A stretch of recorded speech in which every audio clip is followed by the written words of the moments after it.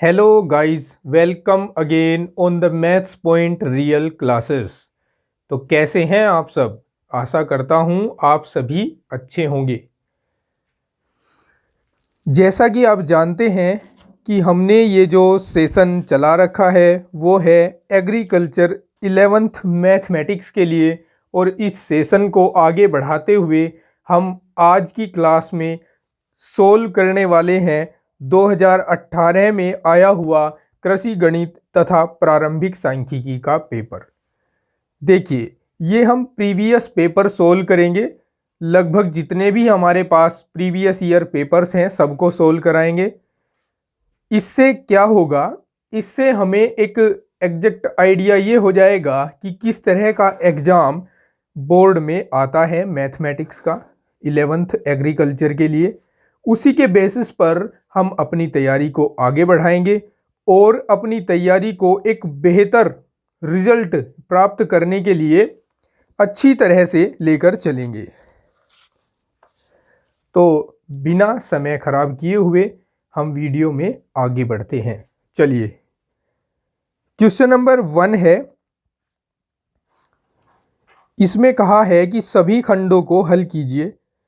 इसमें हमें 5 क्वेश्चन दिए हैं, सभी एक एक नंबर के हैं। इनमें से पहला क्वेश्चन है घातांक नियम से संबंधित, जिसमें कहा गया है कि 64 की घात -1/6 को सरल कीजिए। चलिए देखिए कैसे सरल इसको हमें करना है।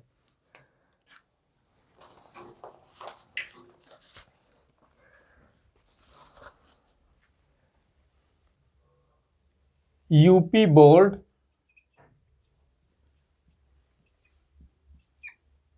एग्जाम क्वेश्चन पेपर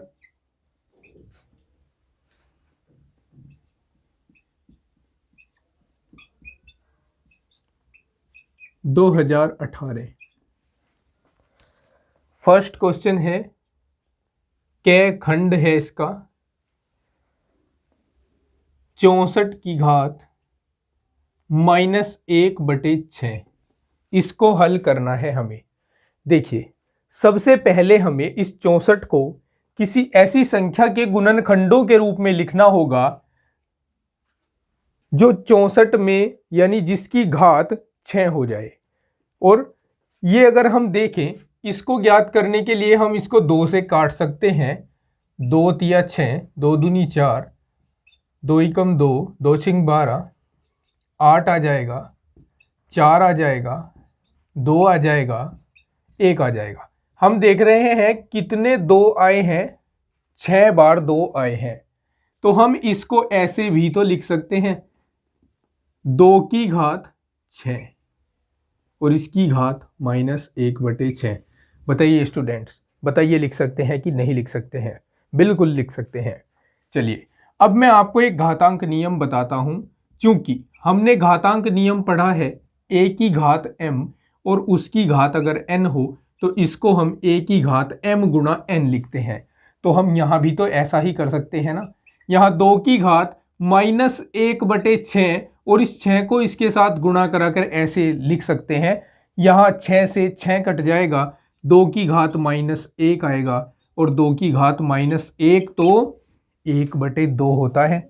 ये इसका आंसर हो जाएगा। 1 नंबर का क्वेश्चन, इसका आंसर हम दे चुके हैं। सेकंड क्वेश्चन लॉगरिथम चैप्टर से है और इस साल 2022 में जो परीक्षा होने जा रही है उसके सिलेबस में ये नहीं है, इसलिए हम इसको सोल्व नहीं करेंगे। बिना वक्त बर्बाद किए हुए आगे बढ़ते हैं। क्वेश्चन नंबर 3 देखते हैं। खंड ग नाम जिसको दिया गया है, खंड ग देखते हैं। खंड ग में हमें वेरिएशन का क्वेश्चन दे दिया है। वेरिएशन यानी समानुपात का क्वेश्चन दे दिया है। तो क्वेश्चन दिया है x² + y² proportional to x² - y² और कहा है सिद्ध कीजिए,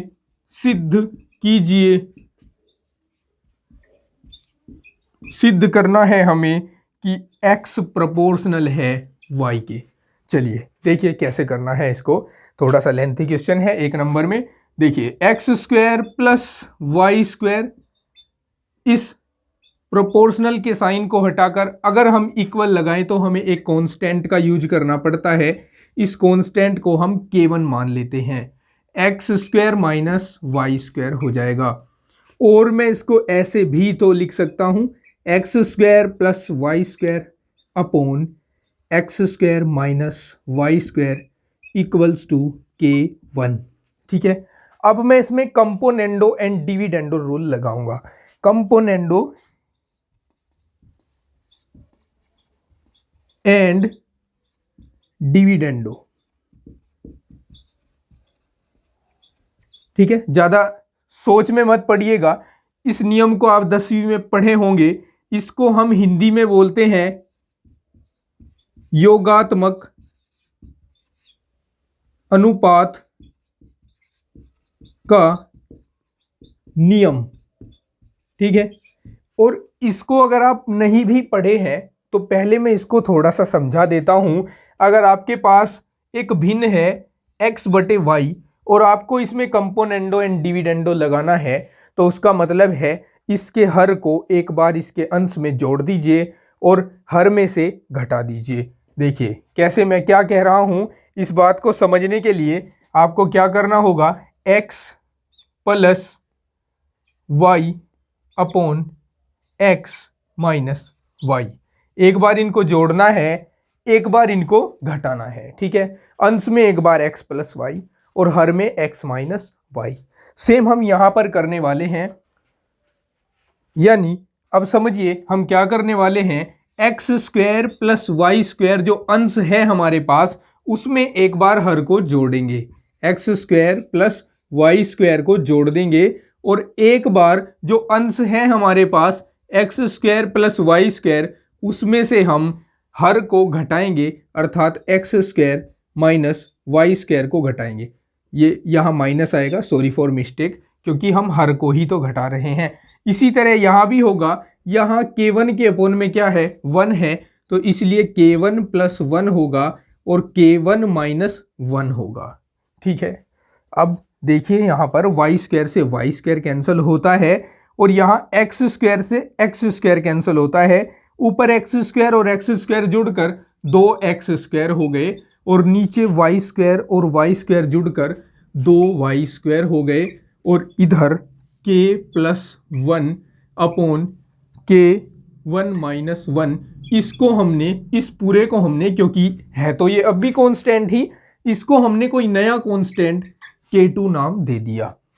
अब यहाँ 2 से 2 कैंसिल कर दिया, x अपॉन वाई दोनों को एक साथ एक ब्रैकेट में लिखते हुए हमने इसका स्क्वायर लिखा और सामने लिख दिया k2, या हम इस 2 को इधर ले जाएं तो ये उधर जाकर उल्टा हो जाएगा, अर्थात ये k2 की पावर 1/2 हो जाएगा। लेकिन है तो अब भी ये क्या, कांस्टेंट ही तो है। कांस्टेंट है तो हम इसकी जगह एक तीसरा नया कांस्टेंट लिख सकते हैं k3। और अब हम क्या करने वाले हैं, अब हम ये प्रूव करने के लिए क्या करेंगे, x equals to k3 into y लिखेंगे।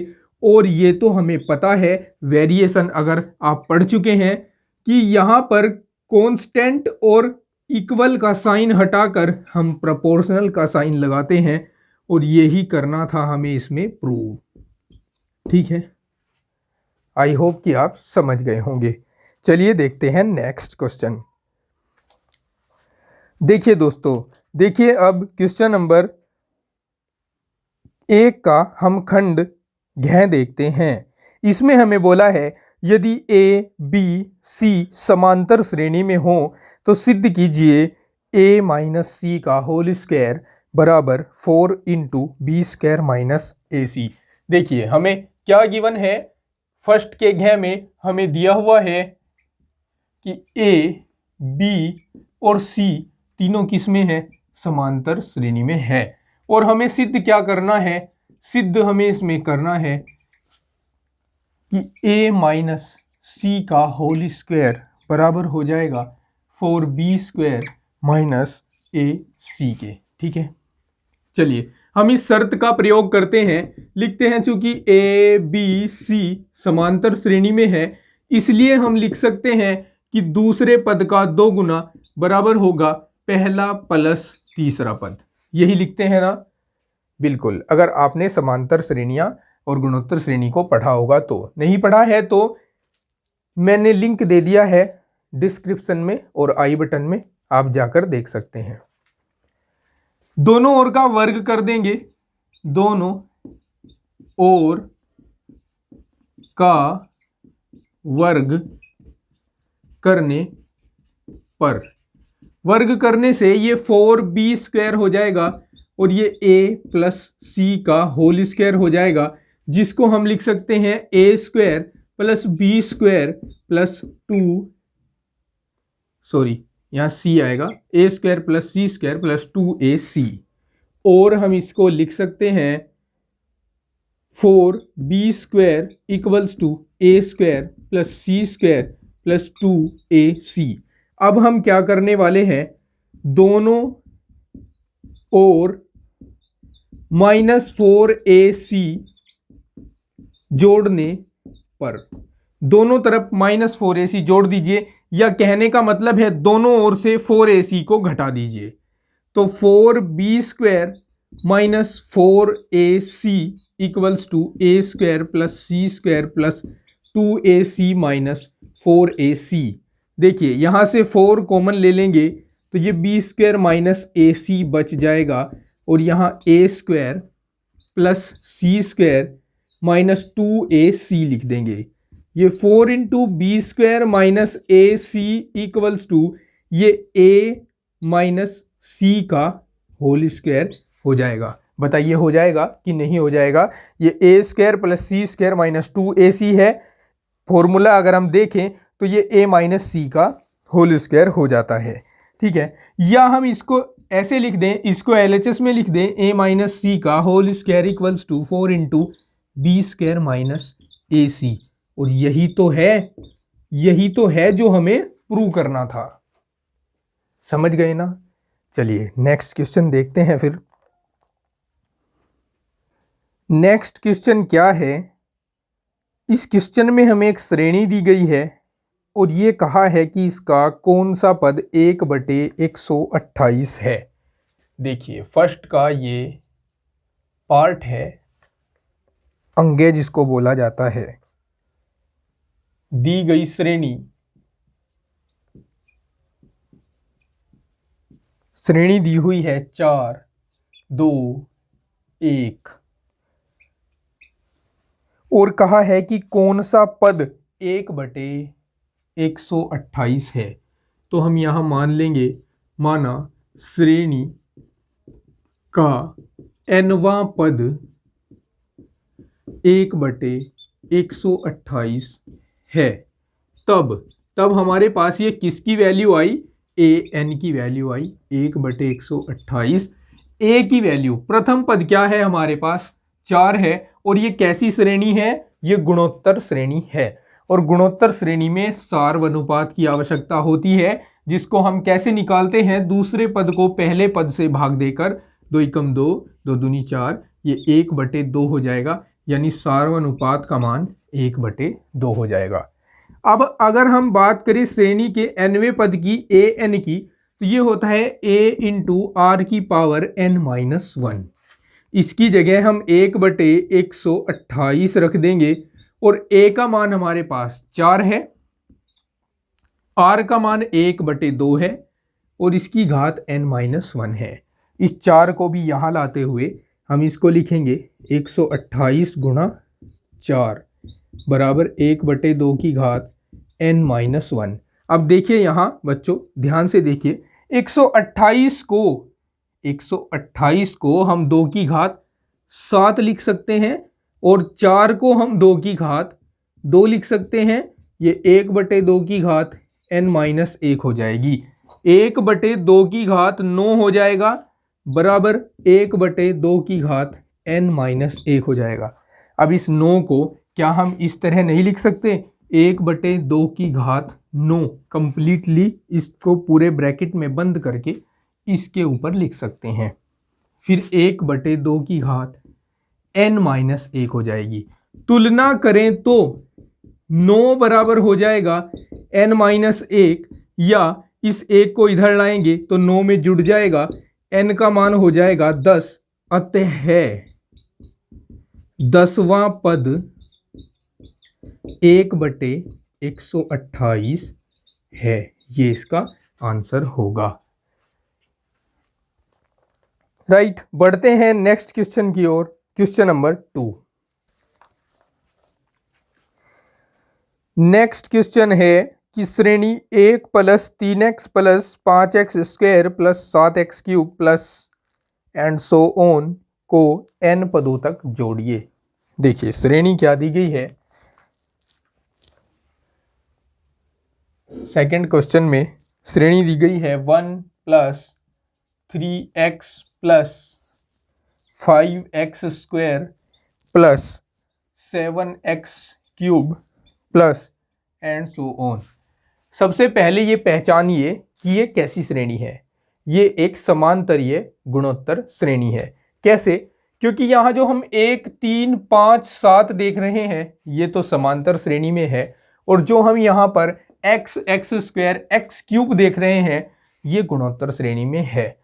तो जब समांतरीय गुणोत्तर श्रेणी हमारे पास होती है तो उसका हम nवां पद लिखते हैं। समांतरीय गुणोत्तर श्रेणी का nवां पद, और ये होता है 2n-1 x⁻n-1। अब आप कहेंगे कि कैसे? देखिए उसके लिए हमें क्या करना होगा। यहां समांतर श्रेणी का प्रथम पद 1 है और सार्व अंतर 2 - 3 - 1 यानी 2 है। अब अगर हम nवां पद निकालें तो ये होगा a + n-1 × d यानी 2। ठीक है, 1 + 2n - 2 हो जाएगा, और 2n 2 में से 1 गया 1, ये तो हो गया किसके लिए? ये हो गया समांतर श्रेणी के लिए। फिर हम देख रहे हैं कि यहां पर प्रथम पद में x की 0 घात है, दूसरे पद में आए तो x की घात 1 हो गई, तीसरे पद में x की घात 2 है, तो इसी तरह nवें पद में x की घात n-1 होगी, यानी उससे 1 कम होगी। तो इस तरह हमारे पास nवां पद आता है। इसको आप याद रखेंगे। चलिए अब हमें इसका योग ज्ञात करना है कि इसका योग क्या होगा। सबसे पहले हम क्या करते हैं, Sn बराबर इसको इस तरह से लिख लेते हैं, सेम एज जिस तरह से ये दी गई है, और nवां पद लिख देते हैं 2n-1 x⁻n-1। ठीक है, फिर हम इसमें x से गुणा कराकर लिखते हैं।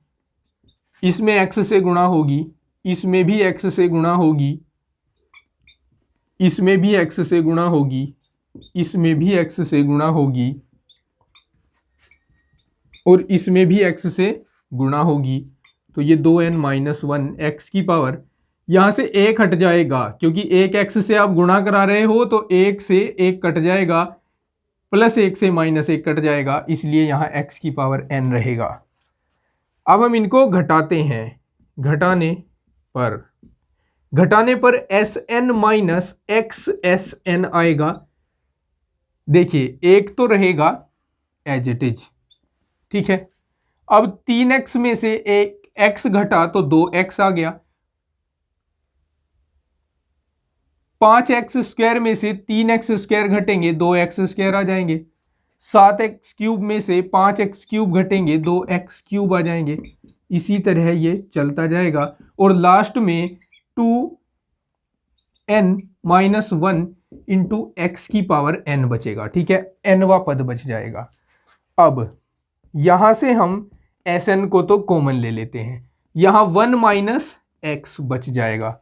ठीक है, यहां से 1 प्लस इसमें से 2x कॉमन ले लेते हैं इसमें से। ठीक है, 2x कॉमन लेने पर यहां 1 + x + x² प्लस, ठीक है ये हो जाएगा, और प्लस 2n - 1 यहाँ भी माइनस आएगा क्योंकि हम घटा रहे हैं ना, यहाँ माइनस आएगा यहाँ पर, वो माइनस एक्स की पावर n हो जाएगा। ठीक है, अब ये S N into one minus x equals to one plus two x, ये एक गुणोत्तर श्रेणी है जिसका प्रथम पद है, प्रथम पद a का मान है, यहाँ लिख देता हूँ मैं साइड में, a का मान है 1 और सार्वनुपात r का मान है x बटे 1 यानी ये x ही है। और हम इसका nवा पद ज्ञात करेंगे, तो nवा पद होगा a n बराबर a one minus into one plus r की power n minus one upon one minus r. ठीक है, तो यहाँ हो जाएगा 1 इंटू वन माइनस एक्स की power n minus one upon one minus x. ठीक है, ये हो जाएगा और ये रह जाएगा अलग 2n माइनस वन एक्स की power n।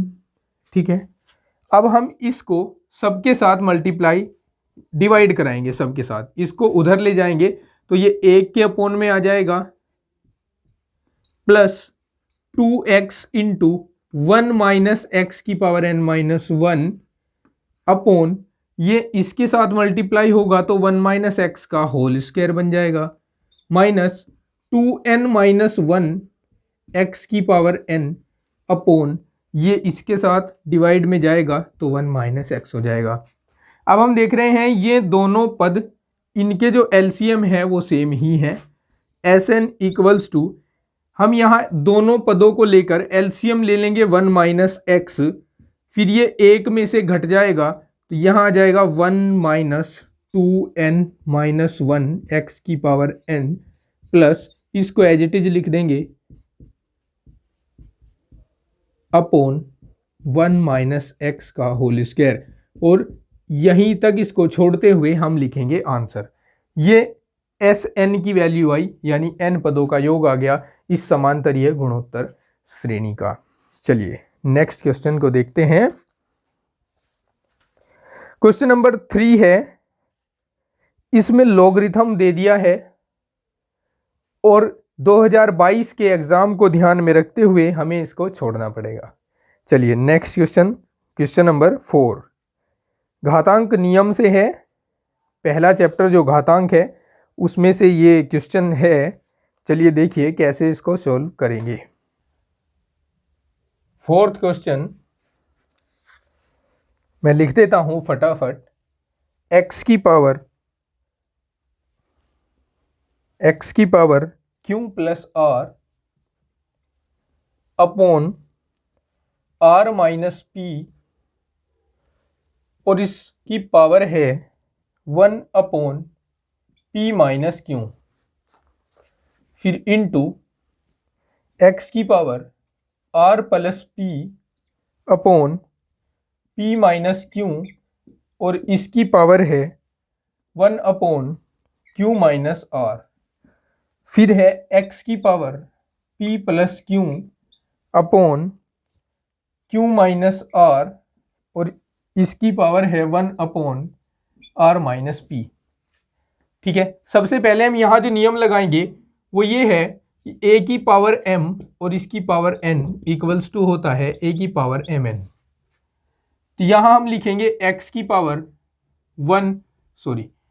q plus r और अपोन में आ जाएगा, इन दोनों की मल्टीप्लाई हो जाएगी r minus p into p minus q into x की पावर, यहाँ हो जाएगा r plus p upon p minus q और इंटू में आ जाएगा q minus r into x की power p plus q upon q minus r और इंटू में आ जाएगा r माइनस p। ठीक है, अब हम यहाँ घातांक नियम लगाएंगे कि अगर a की पावर m इंटू a की पावर n इंटू a की पावर r हो तो हम उसको लिख सकते हैं a की power m plus n plus r। तो यहाँ हम x की पावर लिख सकते हैं p प्लस यहाँ q है q plus r upon r minus p minus q plus r plus p upon P minus Q, Q minus R plus P plus Q upon Q minus R और R minus P। अब हम इन सब का LCM लेंगे। LCM हो जाएगा P minus q into Q minus R into R minus P। ठीक है, अब हम यहाँ देख रहे हैं Q प्लस R, इसके साथ किससे मल्टीप्लाई होगा, इन दोनों को छोड़कर बाकी जो बचा है वो Q माइनस R बचा है, इससे मल्टीप्लाई होगा। R प्लस P के साथ यानी इसके साथ इन दोनों को छोड़कर जो भी बचा है उससे मल्टीप्लाई होगा, अर्थात R माइनस P से मल्टीप्लाई होगा। P प्लस Q के साथ इन दोनों को छोड़कर जो बचा है P माइनस Q बचा है, P माइनस Q से मल्टीप्लाई होगा। x की पावर यहां हो जाएगा Q square minus R square. समझ गए क्यों हो जाएगा, क्योंकि ये प्रॉपर्टी है A plus B into A minus b, जिसको हम a square minus B square लिखते हैं। इसी तरह यहाँ भी R square minus p square हो जाएगा, इसी तरह यहाँ भी P square minus Q square हो जाएगा, और अपोन में P minus Q minus R minus P रह जाएगा। सबके सब कट जाएंगे एक दूसरे से और x की पावर आ जाएगा 0, और x की पावर 0 की वैल्यू तो क्या होती है भैया, 1 होती है।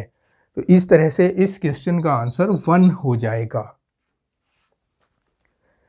आई होप समझ गए होंगे। चलिए बढ़ते हैं नेक्स्ट क्वेश्चन पर।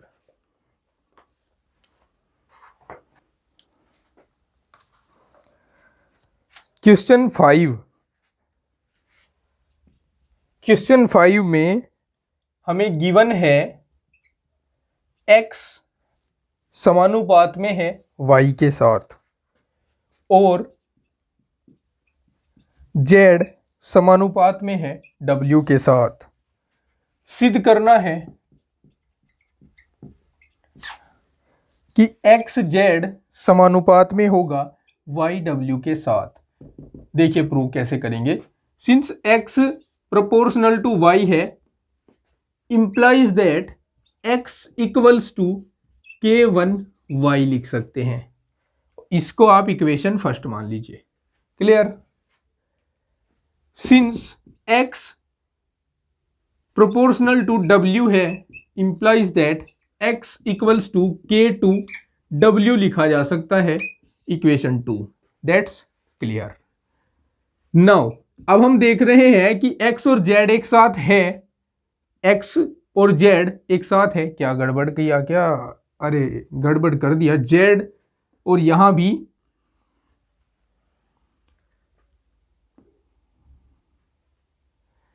यहां z और यहां भी z, सॉरी फॉर मिस्टेक। ठीक है, अब सही हो गया। अब हमें क्या करना है, समीकरण 1 व 2 को गुणा करने पर x और z का गुणा होगा, x गुणा z, k1y और k2w का गुणा होगा, k1y इंटू k2w। और हम इसको लिख सकते हैं x z equals to k1 k2 yw, और एक्स जेड इक्वल्स टू लिखा जा सकता है, इस k1 k2 की जगह हमने k3 रख दिया और यहां कह दिया कि k3 k1 इंटू k2 के इक्वल है। और अब हमें ये कांस्टेंट हटाना है। कांस्टेंट हटाएंगे तो प्रोपोर्शनल भी हटेगा, सॉरी इक्वल भी हटेगा और प्रोपोर्शनल आएगा, और यही हमें इसमें प्रूव करना था। ये हो गया प्रूव्ड।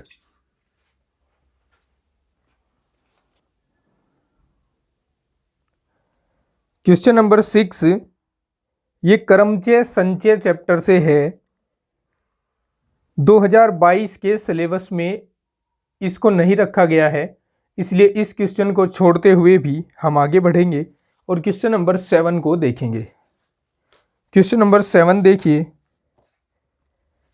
इसमें हमें सिद्ध करना है 1 बटे cosec theta plus cot theta equals to cosec theta minus cot theta.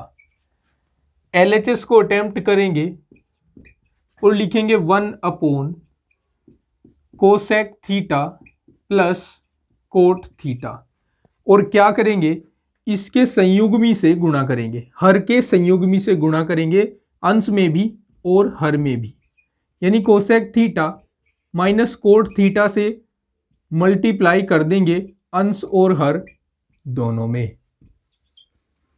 तो ये हो जाएगा एक के साथ मल्टीप्लाई होकर as it is minus cot theta upon नीचे a plus B into A minus b वाली सिचुएशन बन रही है, इसलिए इसको हम लिख देंगे cosec square theta minus cot square theta, और cosec square theta minus cot square theta identity कहती है कि ये किसके इक्वल होता है, ये 1 के इक्वल होता है।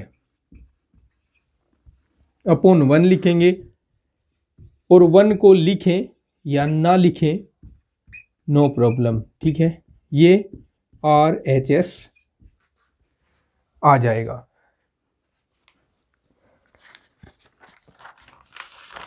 नेक्स्ट क्वेश्चन नंबर 8 देखिए। क्वेश्चन नंबर 8 में हमें मान बताना है, किसका मान बताना है, बड़ा ही सिंपल क्वेश्चन पूछा है, cos 60 into sine 45 into tan 60 degree. ठीक है, अगर आपने टेबल को याद किया होगा तो आप cos 60 का वैल्यू रखेंगे 1/2, साइन 45 का वैल्यू 1/√2, tan 60 का वैल्यू √3 रखेंगे, और ये हो जाएगा √3 बटे इन दोनों की गुणा हो जाएगी 2√2, ये इसका आंसर आ जाएगा। क्वेश्चन नंबर 9 को देखते हैं।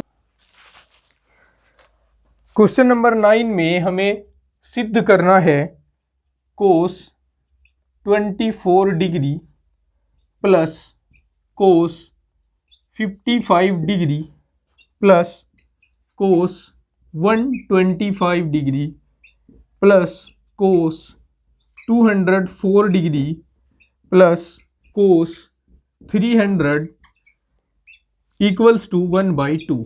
ठीक है, LHS को अटेम्प्ट करते हैं। इसमें इस cos 24 को एज इट इज रहने दीजिए। cos 55 डिग्री को क्या हम ऐसे नहीं लिख सकते, 90 माइनस 35 लिख सकते हैं ना।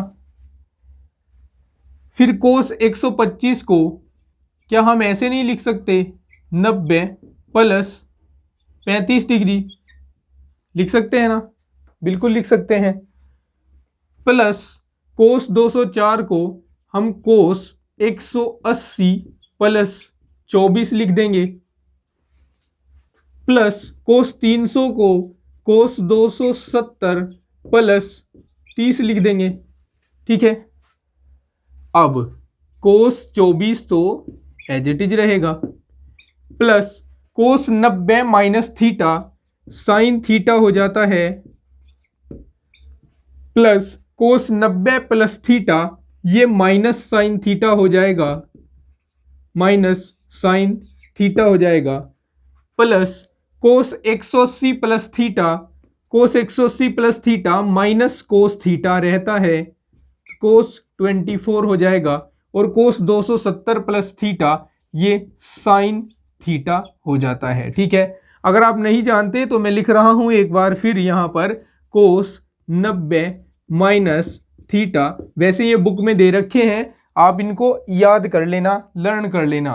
cos 90 माइनस थीटा बराबर sine theta, cos 90 plus theta बराबर minus sine theta, cos 180 plus theta बराबर माइनस कोस थीटा, क्योंकि 180 में ये रेशो बदलता नहीं है, और cos 270 प्लस थीटा बराबर साइन थीटा हो जाता है।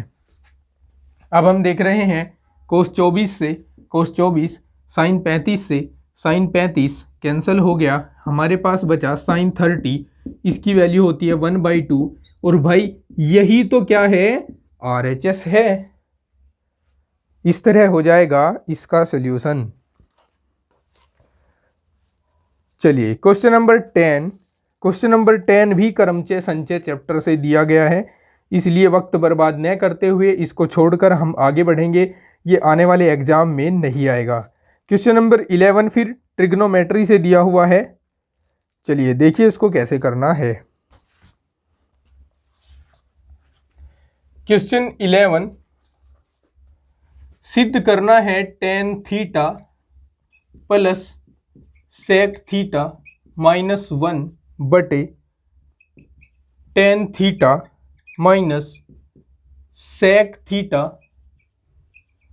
प्लस 1 बराबर sec theta plus tan theta. चलिए LHS को अटेम्प्ट कर कर आगे बढ़ते हैं।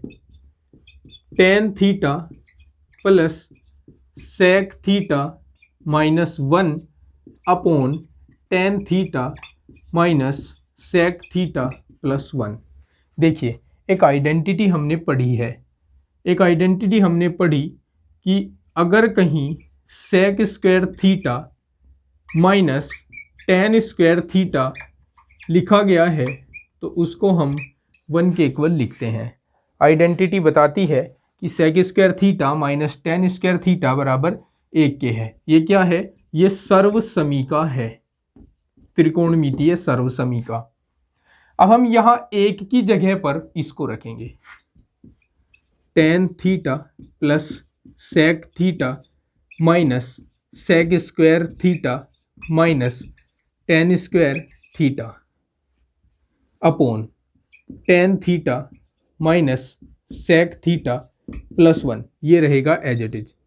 अब हम इस tan theta plus sec theta को एज इट इज रखते हुए एक ब्रैकेट में बंद कर लेंगे और यहाँ हम a square minus B square का फॉर्मूला लगाएंगे। a square minus B square जो कि होता है a plus B into A minus B.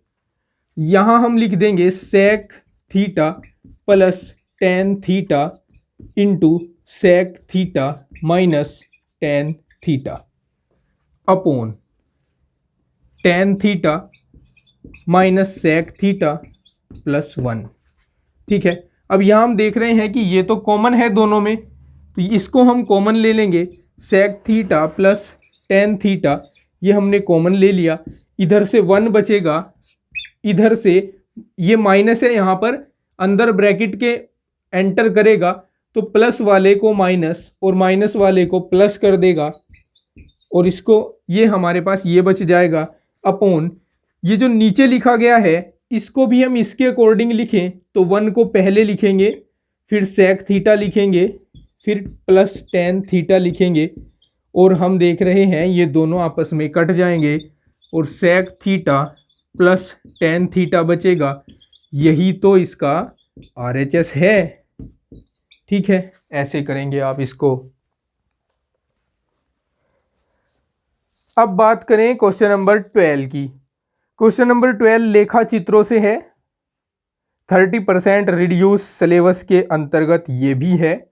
2022 के एग्ज़ाम में ये क्वेश्चन भी या इसके जैसे क्वेश्चन भी नहीं आएंगे, इसलिए हम इसको छोड़कर भी आगे बढ़ेंगे। क्वेश्चन नंबर 13 देखेंगे, मोस्ट इम्पोर्टेंट है, बहुत बार बोर्ड एग्जाम में आ चुका है। क्या क्वेश्चन है, पढ़ते हैं इसको। एक आयताकार ठोस का संपूर्ण पृष्ठ 1332 वर्ग सेंटीमीटर है और इसकी कोरे 4:5:6 के अनुपात में है। कोरों का मान ज्ञात कीजिए। इस तरह के क्वेश्चन जब मैंने आपको प्रैक्टिस सेट हल कराया था तो उसमें कराए थे। अगर आपने उस प्रैक्टिस सेट को नहीं देखा है तो उसमें इसके जैसे ढेर सारे इंपॉर्टेंट क्वेश्चन आपको मिलेंगे। अगर आपने वो वीडियोस नहीं देखे हैं तो उनका लिंक मैं डिस्क्रिप्शन में दे रहा हूँ, आप वहाँ से जाकर उनको देख लीजिएगा, या एंड स्क्रीन पर भी उनका मैं लिंक दे दूँगा, वहाँ से टच करके भी आप प्लेलिस्ट पर जा सकते हैं। चलिए अब देखते हैं क्वेश्चन 13।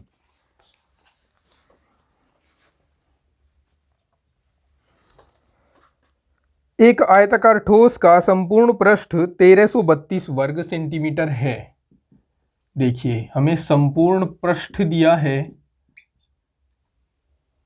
1332 वर्ग सेंटीमीटर और कहा है कि इसकी कोरे 4:5:6 के अनुपात में है। कोरों का मान ज्ञात कीजिए। माना आयताकार ठोस की कोरे। अब भाई कोरों से क्या मतलब है? कोरों से मतलब है लंबाई, चौड़ाई और ऊंचाई से। तो हम मान लेते हैं कि इसकी कोरे क्रमशः लंबाई यानी L, चौड़ाई यानी B और ऊंचाई यानी H है, यानी L, B व H है। तब हमें दिया हुआ है L अनुपात B अनुपात H बराबर 4:5:6। अब अगर हम इसको इक्वल रखें, L को 4 के इक्वल रखेंगे बट एक कांस्टेंट साथ लगाएंगे X, B हो जाएगा 5x और H हो जाएगा 6x। अब संपूर्ण पृष्ठ की अगर बात करें तो फॉर्मूला होता है 2 × LB + BH + HL और ये किसके इक्वल है? ये 1332 यानी 1332 के इक्वल हमें दिया हुआ है।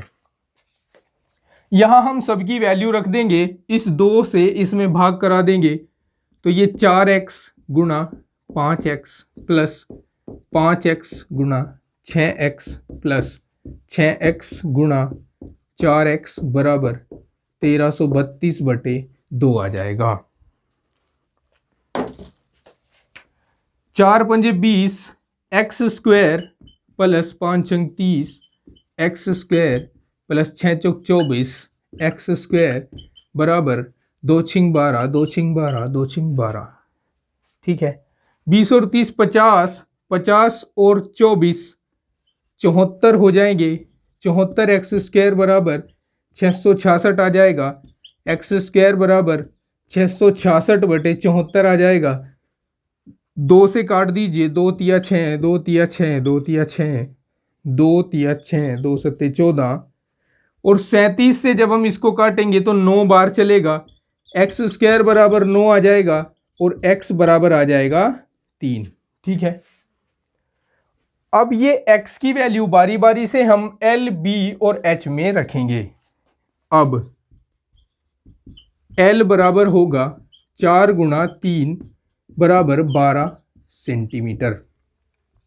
B बराबर होगा 5 × 3 बराबर 15 सेंटीमीटर। H बराबर होगा 6 × 3 बराबर 18 सेंटीमीटर। ये सभी क्या होंगी? कोरें होंगी और ये हमारा आंसर होगा। समझ गए? क्वेश्चन नंबर 14 कहा है सिद्ध कीजिए बिंदु A -2 1, B 0 -1, C 2 और 1, D 0 3 एक वर्ग के शीर्ष हैं। क्वेश्चन 14 बिंदु दिए गए हैं -2 1, B दिया हुआ है 0 -1, C दिया हुआ है 2 1 और D दिया हुआ है 0 3। सिद्ध करना है कि ये एक वर्ग के शीर्ष हैं। वर्ग के शीर्ष अगर हैं तो हमें सिद्ध करना होगा कि चारों भुजाएं बराबर हैं तथा विकर्ण भी बराबर हैं। ठीक है। ये हमें दिखाना होगा क्योंकि चारों भुजाएं एक दूसरी आकृति जिसको हम बोलते हैं समचतुर्भुज उसमें भी बराबर होती हैं। तो ये डिफरेंस करने के लिए कि ये समचतुर्भुज नहीं है एक वर्ग है, हमें इसके विकर्णों को भी बराबर दिखाना होगा, क्योंकि समचतुर्भुज के विकर्ण बराबर नहीं होते, वर्ग के ही विकर्ण बराबर होते हैं। तो इट मीन्स हमें यहाँ दिखाना है कि A B equals to B C equals to C D equals to A D and A B equals to A C equals to B D. चलिए शुरू करते हैं। यहाँ जो सूत्र प्रयोग होगा, दो बिंदुओं के बीच की दूरी का सूत्र प्रयोग होगा, और सूत्र आपके याद होगा, फिर भी मैं बता देता हूँ, x2 माइनस x1 का whole square plus y2 minus y1 का होल स्क्वायर, ये सूत्र होता है। तो अब हम बिंदु A और B के बीच की दूरी को ज्ञात करने वाले हैं। 0 माइनस 2 माइनस माइनस प्लस हो जाएंगे, 0 प्लस 2 का होल स्क्वायर प्लस -1 का होल स्क्वायर। यहाँ देखिए 2 और 2 का वर्ग कितना होगा, 4। यहाँ भी 1 और 1 2 हो जाएंगे, -2 हो जाएंगे, -2 का वर्ग भी कितना होगा, 4 होगा, और ये √8 आ जाएगा। फिर हम B और C के बीच की दूरी निकालते हैं। x2 माइनस x1 यानी 2 माइनस 0 का whole square plus y2 minus y1 यानी 1 माइनस -1, तो इसलिए +1 हो जाएगा, बराबर। यहाँ देखिए 2 बचेगा, इसका वर्ग 4 हो जाएगा, यहाँ 1 और 1 2 होगा, इसका वर्ग भी 4 हो जाएगा, और जोड़कर √8 आ जाएगा। फिर हम CD देखते हैं। CD x2 माइनस x1 यानी 0 माइनस 2 का whole square plus y2 minus y1 यानी 3 माइनस 1 का होल स्क्वायर इक्वल्स टू 2 का वर्ग 4 हो जाएगा, और यहाँ भी 2 बचेंगे, इसका वर्ग भी 4 हो जाएगा, यानी √8 आ जाएगा। AD बराबर x2 माइनस x1 यानी √0 माइनस 2 का होल स्क्वायर प्लस 3 माइनस 1 का होल स्क्वायर, 3 माइनस 1 का होल स्क्वायर हो जाएगा।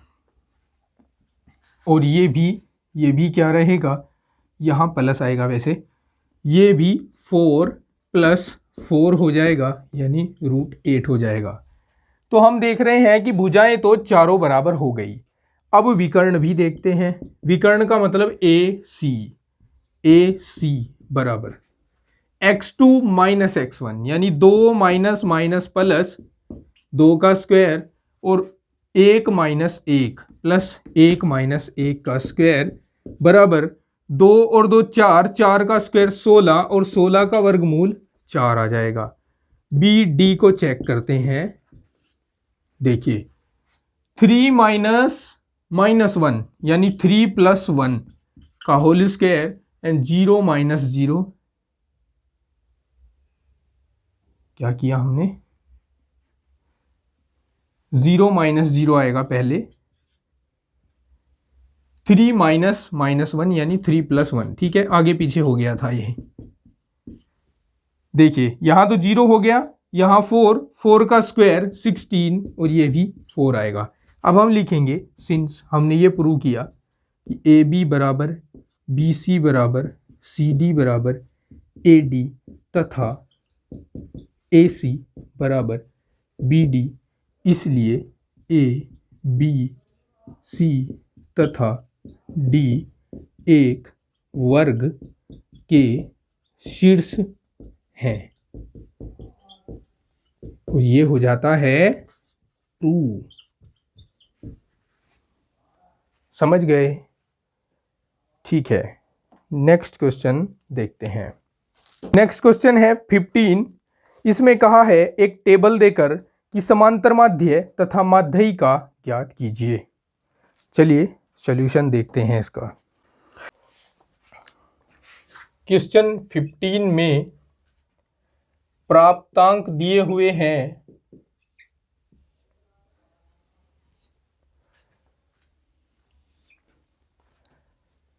बारंबारता दी हुई है।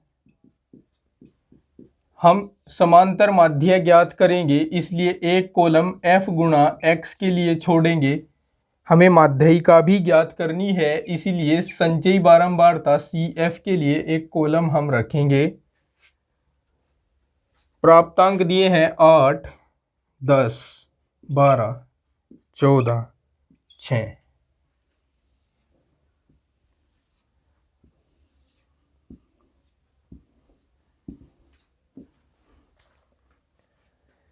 बारंबारताएं दी हैं 4, 7, 8, 7, 4। योग कर लेते हैं इनका। 7 और 4 11 और 8 19 और 7 26 और 4 30 हो जाएगा। F गुणा x यानी 8 चौक 32, 10 सत्ते 70, 12 अट्ठे 96, 14 सत्ते 98, 6 चौक 24।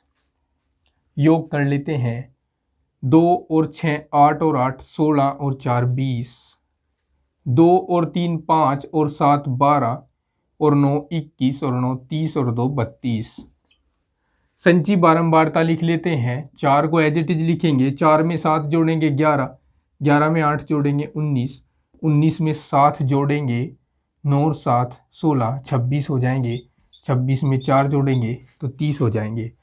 सबसे पहले ज्ञात करेंगे समांतर माध्य। ये होता है सिग्मा F गुणा x बटे सिग्मा F, यानी 320/30। 0 से 0 कटेगा, 3 एकम 3, फिर 2 बचेगा, ना चलने वाली 0 लगेंगी, यहाँ 20 हो जाएगा। 3 छंग 18, 3 छंग 18, 2 बार चलेगा। ये हो जाएगा समांतर माध्य। माध्यिका के लिए पदों की संख्या n हमारे पास आई है 30, और 30 कैसी संख्या है? सम संख्या है। इसलिए बात की जाए अगर माध्यिका की, तो ये होगा n/2 प्लस n/2 प्लस 1 पद बटे 2। n/2 का मतलब है 15वां प्लस, और n/2 प्लस 1 का मतलब है 16वां पद बटे 2। अब हम देखेंगे 15वां पद और 16वां पद किस संचयी बारंबारता के अंतर्गत आ रहा है? 19 के अंतर्गत आ रहा है। और 19 का जो प्राप्तांक है वो 12 है, इसलिए हम यहाँ 12 प्लस 12/2 रखेंगे। 24/2 हो जाएगा और 12 आ जाएगी माध्यिका। इस तरह से क्वेश्चन हो जाता है complete. Solution. Next question 16 number. 16 number में हमें समांतर माध्य और मानक विचलन ज्ञात करने को कहा है।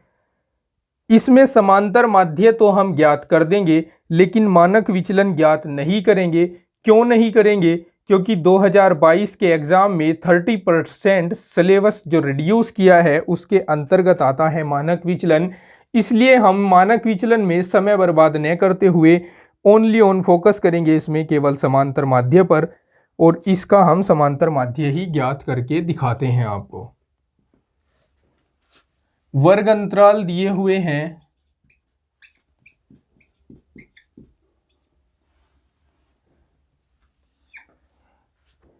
जीरो से 4, 4 से 8, 8 से 12, 12 से 16, 16 से 20।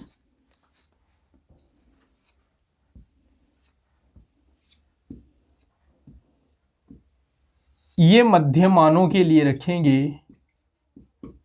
यहां बारंबारता लिखेंगे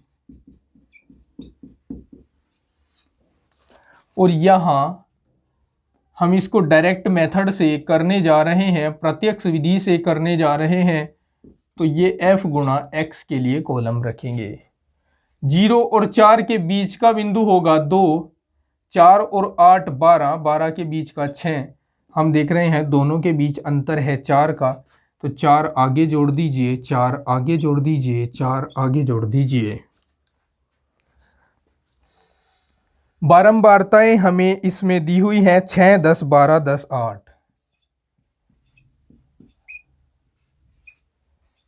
डायरेक्टली गुणा कराते हैं, 2 छिंग 12, 10 छिंग 60, 12,120, 14,140 और 18 अट्ठे 144।